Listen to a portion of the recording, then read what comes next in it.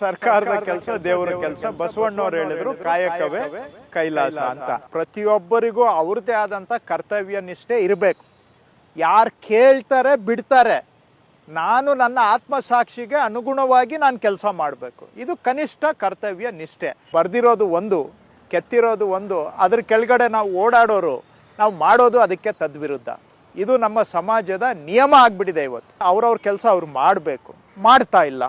ಆದರೆ ನಮ್ಮಂಥವ್ರ ಜವಾಬ್ದಾರಿ ಏನು? ಇದನ್ನು ಕೇಳೋದಕ್ಕೆ ತಾನೇ ಜನ ನಮ್ಮನ್ನು ಇಟ್ಟಿರೋದು ಪ್ರಜಾಪ್ರಭುತ್ವ ವ್ಯವಸ್ಥೆಯಲ್ಲಿ.